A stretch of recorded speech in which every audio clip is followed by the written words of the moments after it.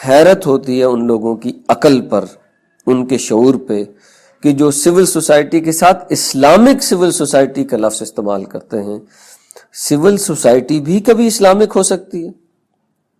کوئی ایسا اسلامی معاشرہ جس میں کوئی چیز مقدس نہ رہے، نہ دین مقدس ہو، نہ قرآن مقدس ہو، نہ رسالت مقدس ہو، ایسا کوئی معاشرہ اسلامی معاشرہ ہو سکتا ہے؟ تو ہم اس سول سوسائٹی کے لفظ کو بے سوچے سمجھے استعمال کرتے ہیں۔ ہمارے ہاں یہ جو توہین رسالت کا قانون ہے، یہ مغربی سول سوسائٹی جو ہے اس کے بالکل خلاف ہے۔ انہوں نے اس کو ختم کرنا ہے، اس کے لیے وہ اٹیمپٹ کرتے ہیں۔ ستم بالائے ستم یہ کہ اسلامک سول سوسائٹی کا لفظ بھی بولا جاتا ہے۔ سول سوسائٹی دراصل مغرب کا ایک تصور ہے، ایک ایسا معاشرہ جس کے اندر ٹالرنس موجود ہو، جس کے اندر برداشت کی قوت بہت زیادہ ہو، اس معاشرے کو سول سوسائٹی کہا جاتا ہے۔ ہم بھی عجیب لوگ ہیں، اصطلاحات اور الفاظ مغرب سے درآمد کرتے ہیں اور ان کو بے دریغ استعمال کرتے ہیں، اور ان کے استعمال سے اپنے آپ کو ہم ماڈرن ثابت کرنا چاہتے ہیں، لیکن ہمیں یہ نہیں پتہ ہوتا کہ یہ اصطلاحات اصل میں کیا ہے۔ سول سوسائٹی دراصل مغرب کا ایک تصور ہے، ایک ایسا معاشرہ جس کے اندر ٹالرنس موجود ہو، اس معاشرے کو سول سوسائٹی کہا جاتا ہے۔ مغرب یہ کہتا ہے کہ برداشت کی قوت کسی معاشرے میں اس وقت تک پیدا ہو ہی نہیں سکتی جب تک اس معاشرے میں کوئی چیزیں مقدس قرار دی گئی ہوں۔ جب تک کسی معاشرے میں کوئی چیزیں مقدس ہیں، اس وقت تک وہ معاشرہ عدم برداشت کا شکار رہے گا، اور کسی معاشرے کو ٹرو سول سوسائٹی بنانے کے لیے ضروری ہے کہ اس معاشرے کے مقدسات کو ختم کیا جائے، ورنہ وہ ٹرو سول سوسائٹی نہیں بنتا۔ اسی لیے مغرب نے اپنے ہاں جو مقدسات ہیں ان کو ختم کیا۔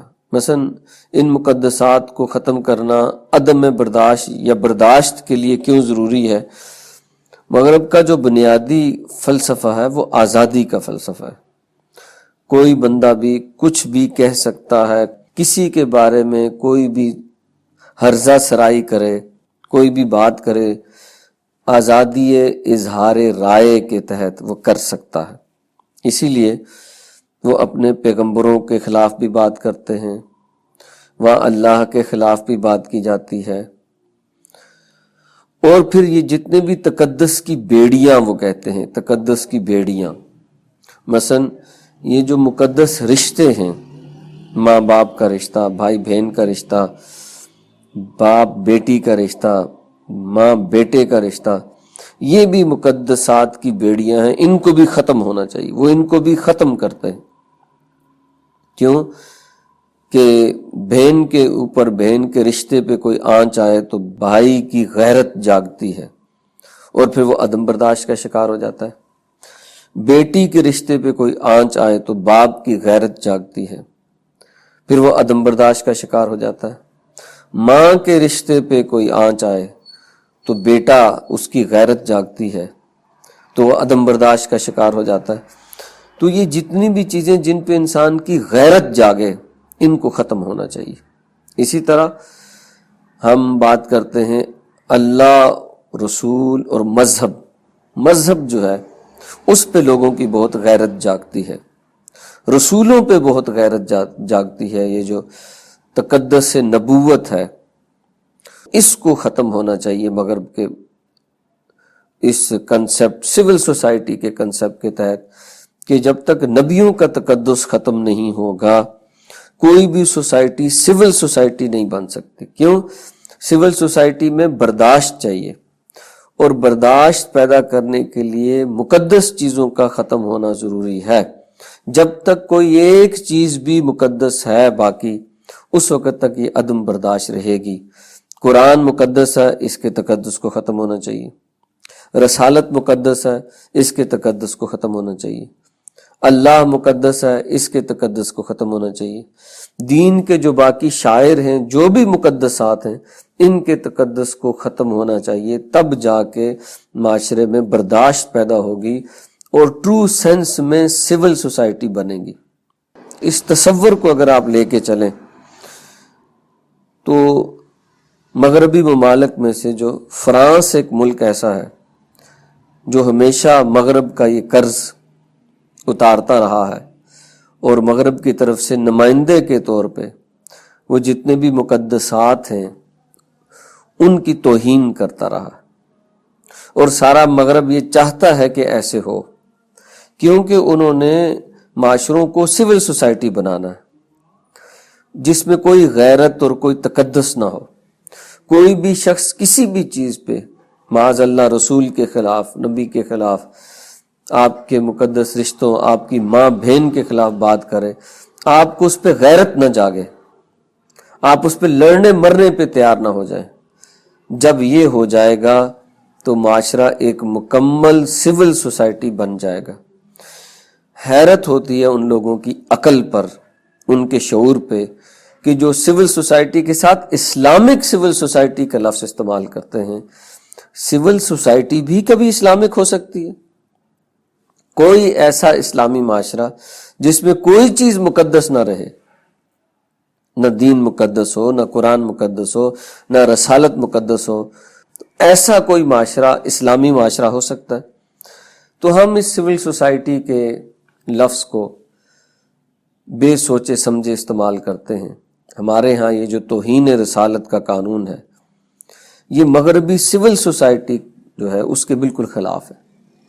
انہوں نے اس کو ختم کرنا ہے، اس کے لیے وہ اٹیمپٹ کرتے ہیں. اور ہمارے جو اوپر حکمران ہیں وہ پتہ نہیں اس بات کو سمجھتے ہیں یا نہیں سمجھتے، لیکن ان کی بات مانتے ضرور ہیں. لیکن ہماری عوام اس بات کو نہیں مانتی. اب عوام کے اندر سے جو کانٹا ہے یہ مغرب نے نکالنا ہے. اس کے لیے وہ ہر سال میں کئی دفعہ وہ یہ توہین رسالت کا کوئی نہ کوئی معاملہ، توہین قرآن کا کوئی نہ کوئی معاملہ، توہین مذہب کا کوئی نہ کوئی معاملہ، توہین اسلام کا کوئی نہ کوئی معاملہ کرتے رہتے ہیں تاکہ ان لوگوں کو ہم جھٹکے دیتے آخر ان کو شاک پروف بنا دیں، دوسرے لفظوں میں ان کو بے غیرت بنا دیں، تاکہ یہ کبھی بھی ان معاملات پر پھر اٹھ کر کھڑے نہ ہوں.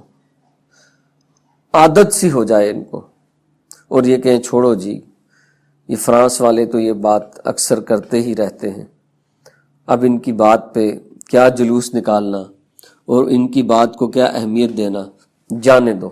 تو وہ یہ چاہتے ہیں کہ ہم ان معاملات کو جانے دیں.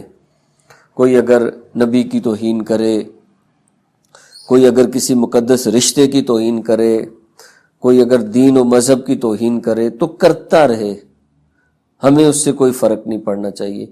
جب ہم کہیں گے کہ ہمیں اس سے کوئی فرق نہیں پڑنا چاہیے تو ہم سول سوسائٹی کے کنسیپٹ کے قریب ترین چلے جائیں گے، اور پھر ہمارا معاشرہ ایک سول سوسائٹی بن جائے گا.